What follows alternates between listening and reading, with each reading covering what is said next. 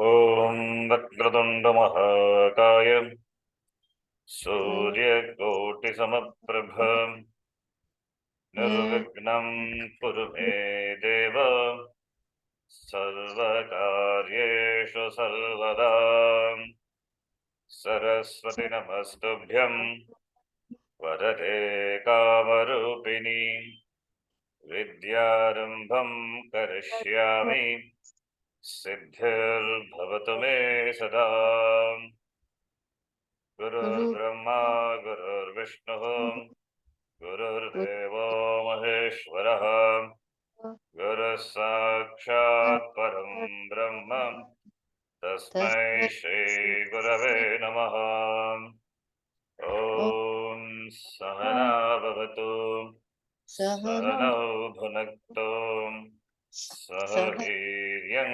Karavavahai Tejasvinavadhitamastama Vidvishavahai Om Shanti Shanti Shanti Om Shri Paramatmane Namaha Om Paramatmane Namaha. Atadvitiyodhyayaha Atha Dvitiyodhyayaha. Shri Bhagavanuvacha Shri Bhagavanuvacha. Ashocyanandashocastvam Ashocyanandashocastvam. Ashocyanandashocastvam. Prajnapadamscha bhashase Prajnavadamscha bhasyase. Gataso nagatasonscha Gathasuna gathasumscha. Nanushocanti panditaha. Nanushochandi panditaha. So we started 11th shloka, where Bhagavan said that the grief of Arjuna is not legitimate. Talking like a pandita,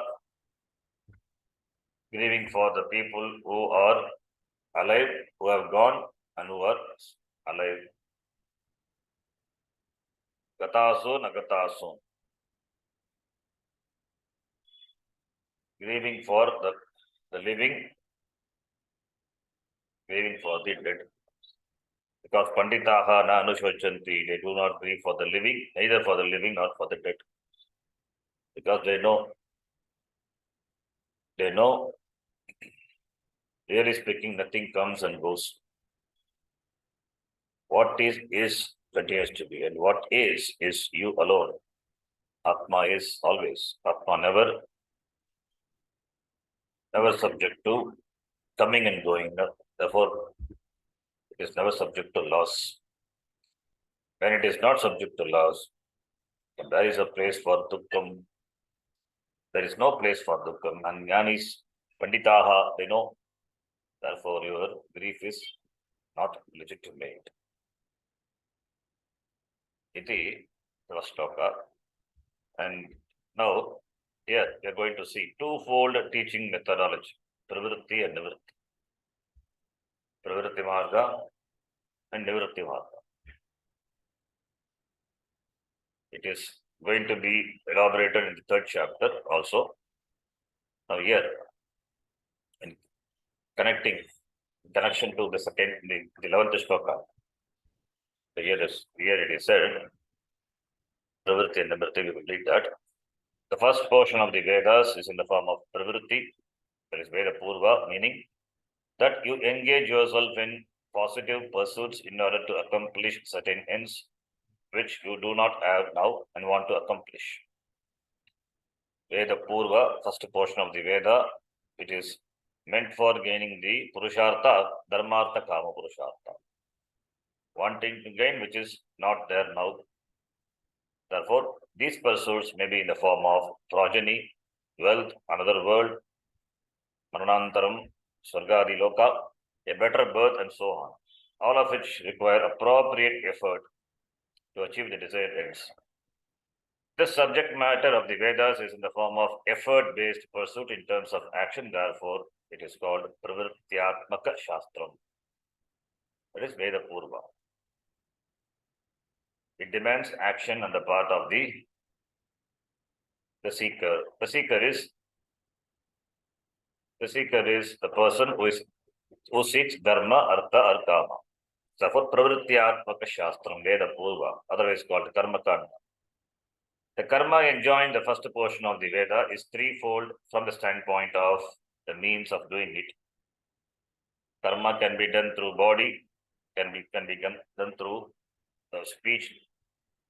Karma can be done through the mind. So, Kayika, Vachika, Manasa. Therefore, from the standpoint of means of doing it, it is of three types: mental activity, Manasa Karma; speech, Vachika Karma; and physical activity involving the limbs, etc., Kayika Karma. For example, repeating the Vedas, chanting is a prayer, employing both mind and speech. Chanting the Purusha Sutta is also a prayer in praise of the Lord, the Purusha who is everything. The Purusha Sutta also gives you the knowledge of the Lord. Any Sutta is both a prayer and something to be understood.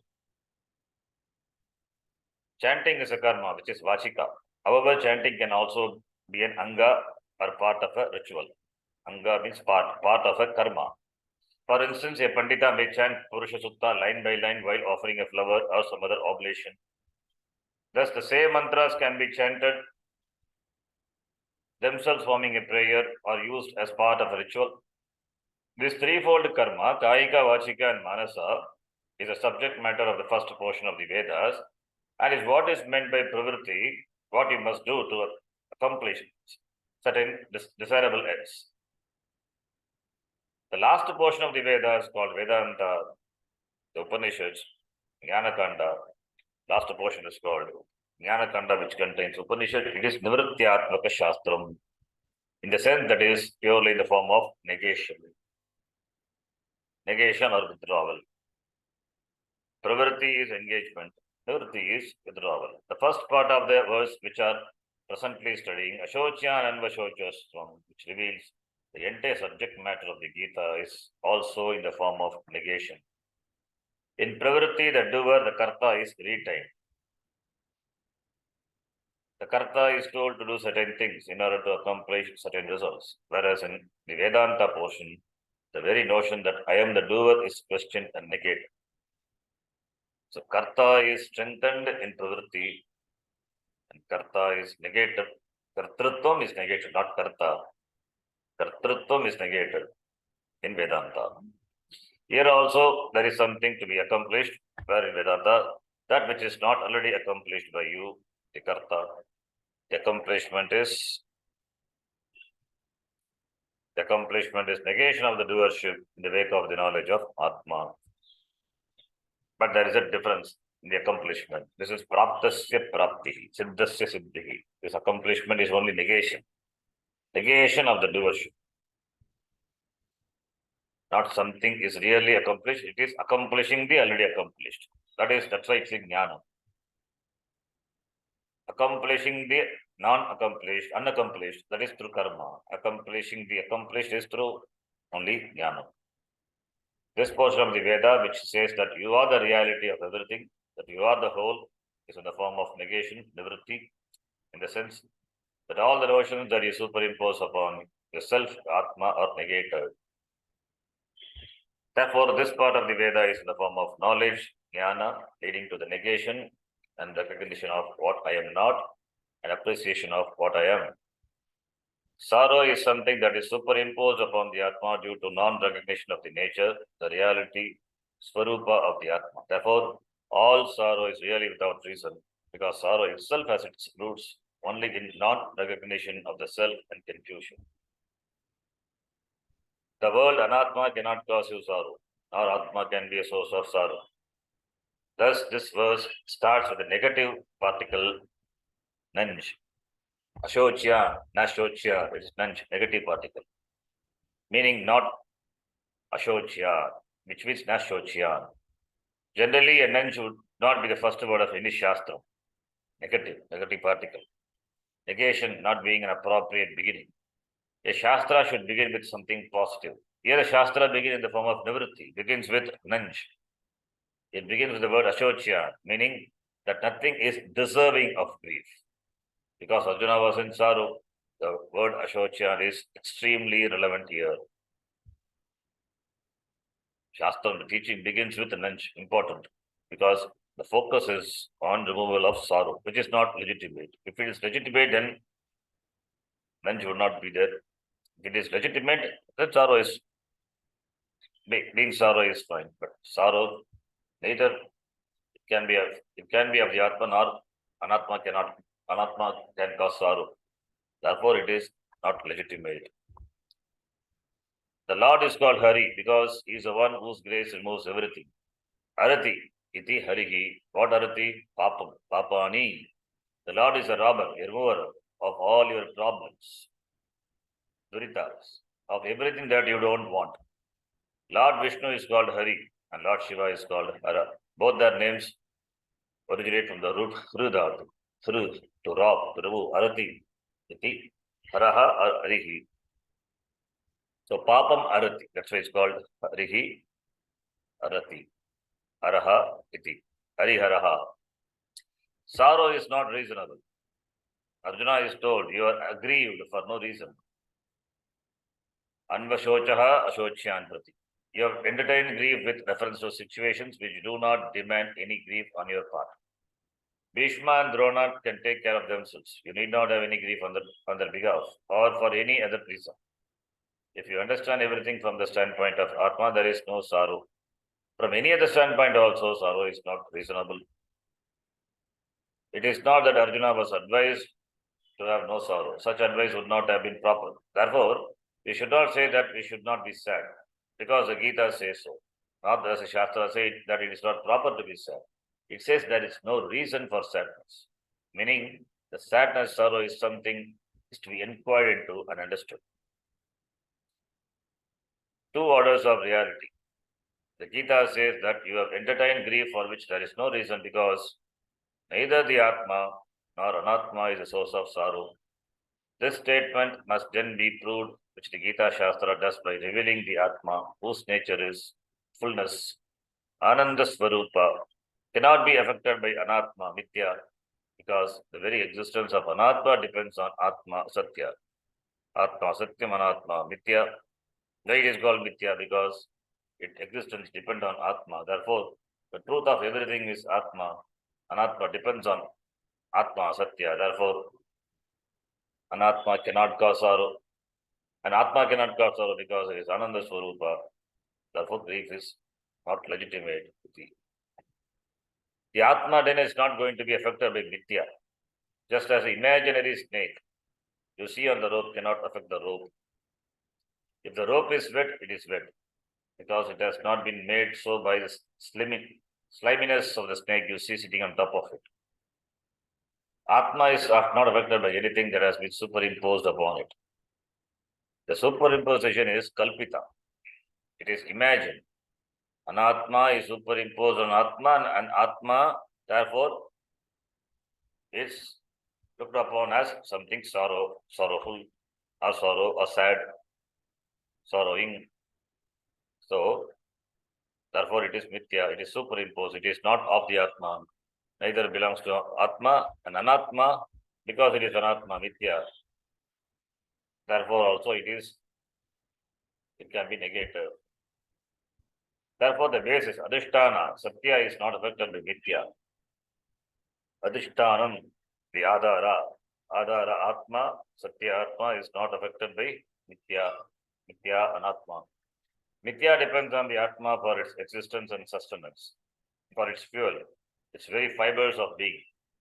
The only thing that could affect Atma would be something enjoying the same order of reality. When two entities belong to the same order of reality, such as the father-in-law and the son-in-law, come together in the relationship, the dependency of one will affect the other. If the son-in-law doesn't have a job and finds it necessary to move in with his father-in-law, then the son-in-law's dependency will definitely affect the father-in-law. This dependence is entirely different and is not what is under discussion here? What we are discussing is Atma, which is Satya, and Anatma, which is Mithya. Just as the Swarupa of water is not affected by the wave, the Swarupa of Atma, Satchit Ananda, is not affected by Anatma. This subject matter is discussed throughout the Gita, starting with this verse. Although the verse starts with negative particle, it is not an improper beginning because the whole Gita is Nivrityatmaka Shastram. So, therefore, Mithya Anatma causing Dukkam is Mithya Dukkam. Anatma being Mithya, therefore it can cause only Mithya Dukkam. Because it is Dukkam, because Dukkam is Mithya, therefore it is not legitimate. Can be dismissed. It is not of the Atma. Therefore, Atma cannot be touched by the Mithya Dukkam. Mithya enjoys certain order of reality. That reality is called Vyavaharika reality. Atma is Paravartika. How can Vyavaharika reality touch the Paramarthika Atma? As you superimpose snake on the rope, snake is not there. Snake is Pratibhasika, subjective. Rope is Vyavaharika, rope is there. How can your imagination will affect the rope? The rope is Pratibhasika, subjective reality. Snake is Vyavaharika. How can the Pratibhasika reality affect the Vyavaharika reality? With regard to Vyavaharika, the Pratibhasika, snake is Mithya. Therefore, only within the reality, within the same reality, one can affect the other, but not that which belongs to the other reality. Atma is neither Pratibhasika nor Paramarthika. It is either Pratibhasika, Vyavaharika, it is Paramarthika. In fact, that Paramarthika Atma alone renders existence to Pratibhasika and Vyavaharika. Therefore, it remains untouched. Atma can never be the cause of sorrow. Before beginning the Mahabharata, Vyasacharya, he saluted the goddess of knowledge, Saraswati, and he started the first chapter of the Gita with the word Dhatarashtra, meaning Datam Rashtram Yena, the one who sustains the entire universe. In this way, prayer for an auspicious beginning was well taken care of, and nothing more was required. To begin the teaching with the statement, there is no room for sorrow, as he did in this verse, is a very effective beginning, although a negative particle was used. Since negative particle generally not used, and since it is Nivrityatmaka Shastra, therefore, using negative particle is an effective beginning. It's proper, it is effective. Iti we say. Then the next shloka, 12th shloka, let us chant Natve Bhagam Jatu Nasam. Natvevaaham jathunasam. Natvam Neme Janadhipaha. Natvam neme janadhipaha. Nachaiva na bhavishyamaha. Nachaiva na bhavishyamaha. Sarve vayamatah param. Sarve vayamatah param. Natvevaham. Tu plus eva plus aham. Tu plus eva plus aham. What's on the try? Neme, na plus ime. Then bhavishyamaha. Visarga followed by shar letter. Visarga is optionally replaced by sakara. Shar letter is here. Similarly, vayam ataf param Padmaniya. All this can be noted. Okay. Here it says, Bhagavan says, Natu eva agam jatu na asam natu natvam na ime janadipaha. Splitting that you can see. That is, nacha eva na bhavishyamaha sarve vayam ataha param agam na asam iti na. Agam natu asam. Natu asam ever. I did not exist ever. Iti na. It means double negative. It means I existed, I exist forever. There was not a time that I did not exist. There was not a time I did not exist. There was never a time that I did not exist. Means I exist all the time. Nor you also. Not that you did not exist before, you will not exist later, and now you have existence. No. You also have existence all the time. Similarly, these kings also, Janadipaha, those who have assembled to fight, the kings and the soldiers, everybody, everyone. Nor will any of us cease to exist in the future. Bhavishyamaha, Bhavishyati, Bhavishyamaha, Bhavishyatala, future. Not that we will cease to exist in the future. Na cha eva na bhavishyamaha. Na bhavishyamaha iti na. Not that we will exist, we will not exist in the future. Similarly, sarve, vayamatah param. We all shall not exist, is not. Therefore, it means existence. We all exist forever. We all exist forever, then what comes and goes is only this shariram, which is anatma mithya. So therefore, no maranam, no jananam. How can atma be subject to sorrow?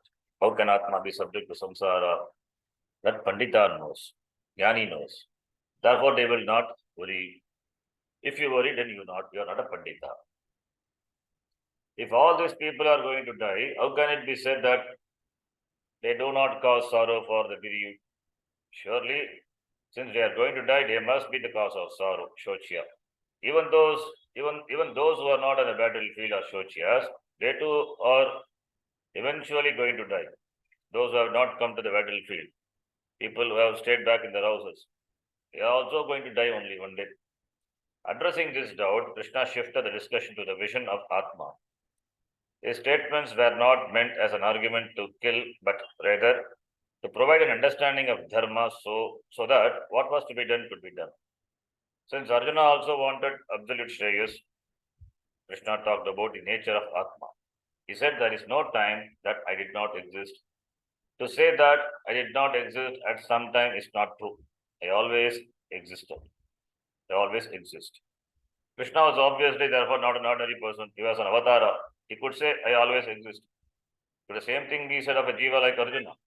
Krishna said that you did not exist before is also not true. You too always existed.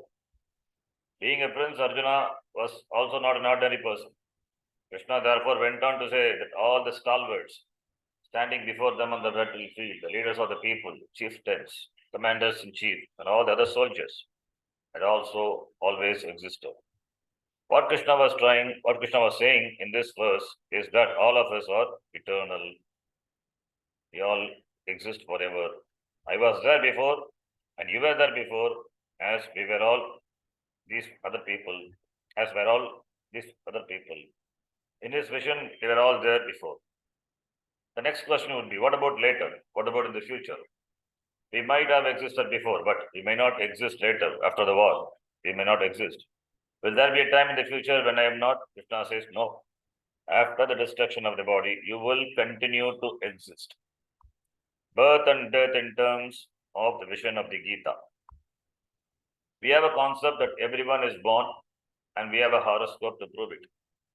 We know that we were born at a given time and take this to mean that there was a time when we were not. This is a very well entrenched notion about the I, that I was born, that I am getting old, that I am going to die, and so on. If you are born, you will naturally get old. The notion you are getting old is also is going to be there as long as you think you are born. In the vision of the Gita, there is no such thing as birth for you. Atma, I, is not born. The notion that I am born is negated here by using double negatives. That we celebrate the birthday of Krishna doesn't confirm the non-existence of Krishna before. It only confirms that on this particular day, in this particular form, Namarupa, Krishna was born. To say that he was born in this Namarupa is correct and creates no problems. But to say that Krishna was not there before, despite what people might think is not true. Therefore, Krishna was not really born. He was as though born. This is what Shankaracharya says in the beginning of the commentary to Gita. As though Bhagavan born, Kila Sambhabhuva, as though born only. Bhagavan, how can Bhagavan be born? As though born, it's all as though. Everything is Iva, Iva, Iva.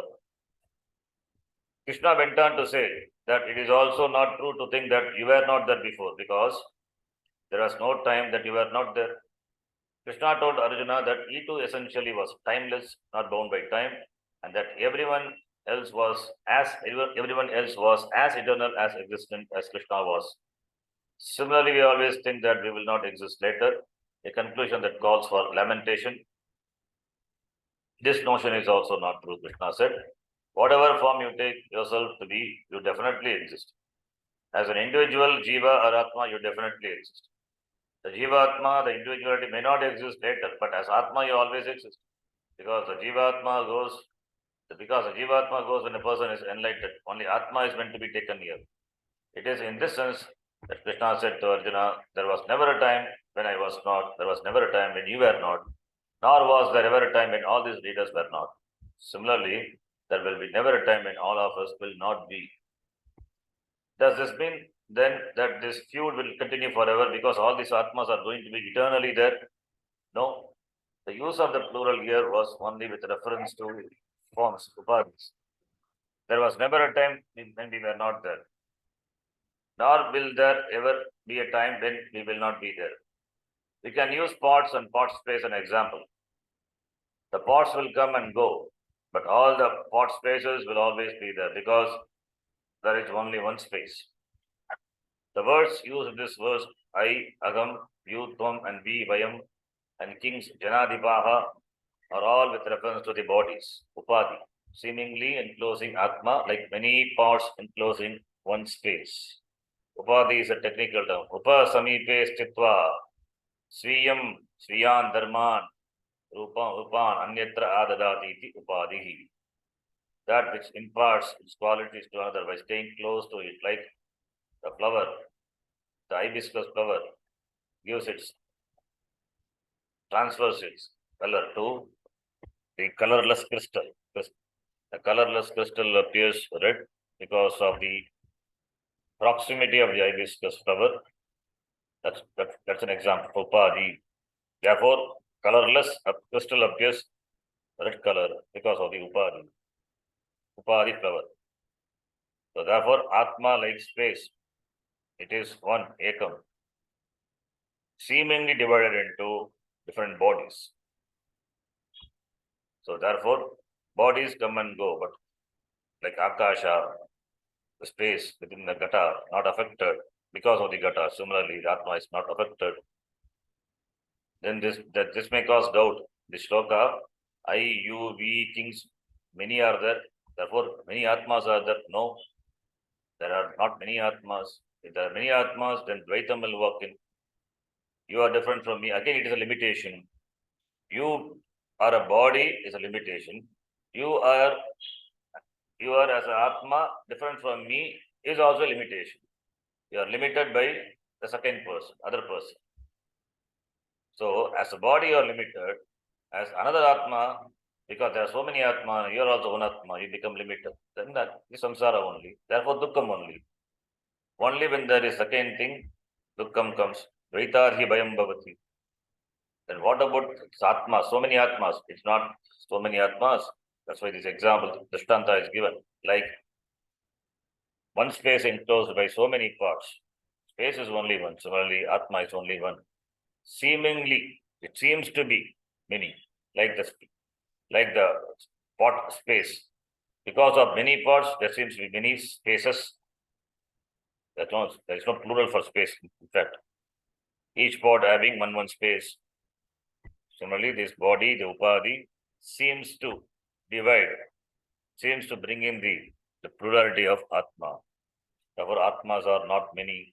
This Shankaracharya in this Bhashyam makes it very clear why Bhagavachanam is there and what does Bhagavachanam means. Because some commentators take Bhagavachanam, some commentators who have the Dvaita Darshanam, they take this to be the sanction, the teaching of Krishna that Dvaitam is the Tatparyam. So therefore, Shankaracharya makes a note here. No Atmas are not many because of the Bhagavachanam here. Vayam sarve, it is not that we being the Atmas are many. Bhagavachanam is there. Therefore, because the word Vayam is in plural form here, Vayam, plural, Aham, Avam, Vayam, therefore doesn't mean the Atmas are many. Therefore, Shankaracharya makes an important note. Eka Veda Anuvritya Bhagavachanam.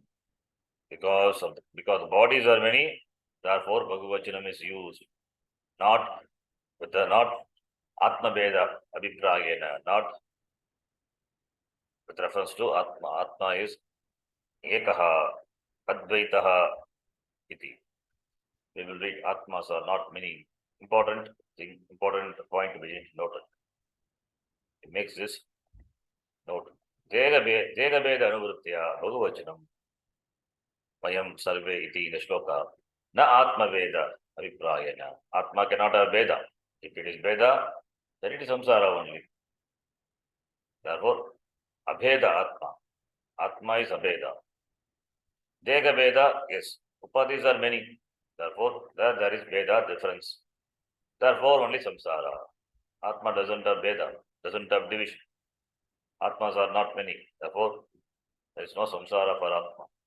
We will see. Atmas are not many. That topic we will read in the next class. Om Purnamadav Purnamidam Purnat Purnamudachyate Purnasya Purnamadhaya Purnamevavashishyate Om Shanti Shanti Shanti Harihi Om Shri Gurubhyo Namaha Harihi Om Dhanyavadaha.